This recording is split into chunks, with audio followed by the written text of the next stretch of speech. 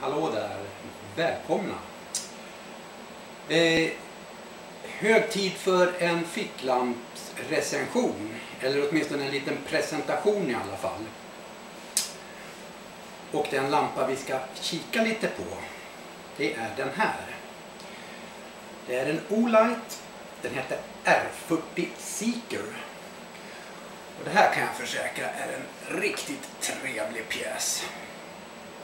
Jag har inte haft den här jättelänge, men jag har varit ute och testat den lite grann i alla fall.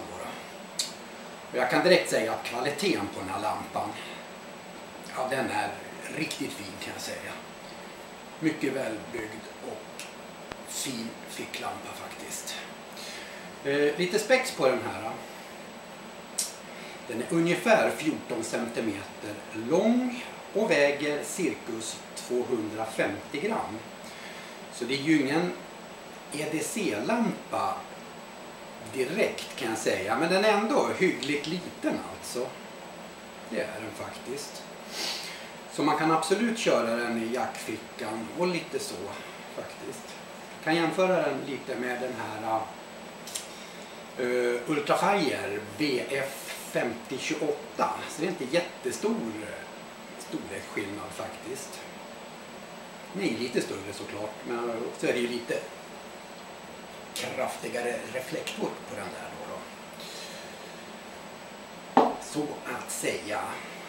Och den här har ju lite speciella funktioner. Dels själva uppladdningen då sker via en sån här USB-port, en sån här mini-USB-port i bakkappan så att säga. Det är en vanlig kabel man kör då. Så kan man köra med en vanlig stickkontakt eller köra in med din dator eller dylikt då. Och den här är då försedd med ett batteri kan jag säga, ett 26650. Och det är ju en sån här, vi ska se om vi får upp den här. Jag tänkte vi skulle kika på det så ni får se vad det är för någonting. Och det är ett hyfsat stabilt batteri det här faktiskt på 4000 mAh. Och uppladdningsbart då, givetvis. Faktiskt. Och det har en brintid då på, ja, när man kör med full effekt på lampan på 2 timmar. Och det är inte så illa kan jag säga. Och den här blåser iväg 1100 lumens. Och det är mycket imponerande för en sån här ändå relativt liten ficklampa. Återigen, det här är den häftigaste ficklampa jag har haft i alla fall. Och det är väldigt lätt att gilla den här, det kan jag lova. Riktigt rolig ficklampa här faktiskt. Och den är enkel att hantera tycker jag, jämfört med annat jag har haft. Och det är ju liksom bara 4 stycken olika settings på den här så att säga. Och det är ju 1100 lumen. Så nu ska jag blända er lite här kan jag säga. Så nu kommer det bli ordentligt tilt i den här kameran kan jag säga. Det brukar ta en stund innan den där återhämtar sig från ljuschocken. Faktiskt. Ja, det är ordentligt drag i den här, det kan jag lova.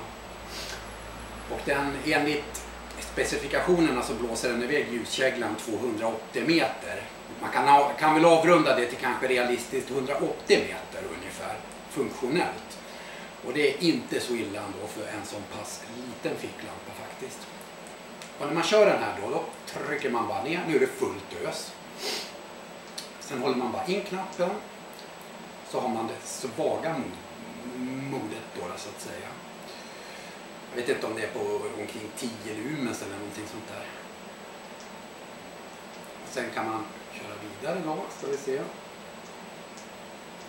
Nu ska jag se. Så, nu är det svagt. Så ökar vi. Och nu är det 250 lumen. Det är mellanläget då. Och sen håller man den bara intryckt så är det fullt ös. 1100 lumen. Så dubbelklickar man så här. Så har man strobe på den i fullt ös alltså. Den är grym den här. Den lyser upp ett helt rum kan jag säga. Den här lilla rackaren faktiskt. När man kör den. Och det är ju inte så illa.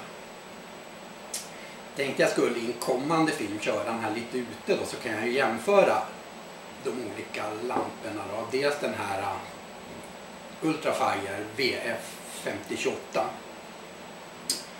Och sen har jag en liten Nighticore MT1A heter den här lilla rackaren. Den här ligger väl på en 140 lumens ungefär. Så det är ju en viss skillnad faktiskt på dem.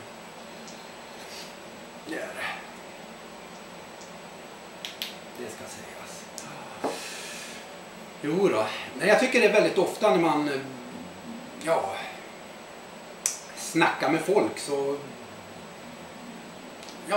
ofta så äger de överhuvudtaget inte en riktigt seriös ficklampa faktiskt. Tycker jag är lite märkligt med tanke på att det är mörkt här 6 månader om året. Eller snarare 8 månader om året faktiskt som vi ska ha.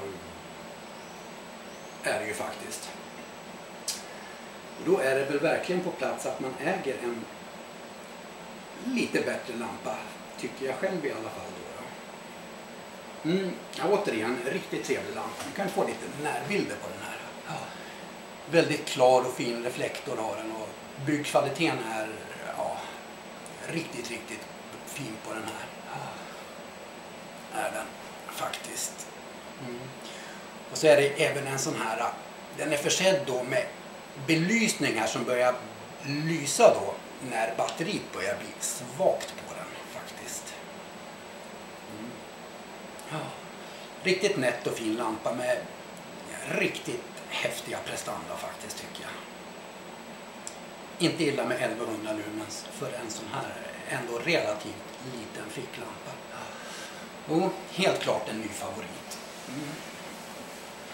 Och vad får man betala för en sån här då? Jag betalar ungefär styvt 800 kronor för den här. Men då beställde jag den från Kina kan jag säga.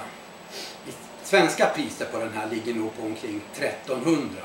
Åtminstone låg det där sist jag kollade i alla fall. Och det var inte så länge sedan. Så det är en lampa som kostar lite pengar alltså.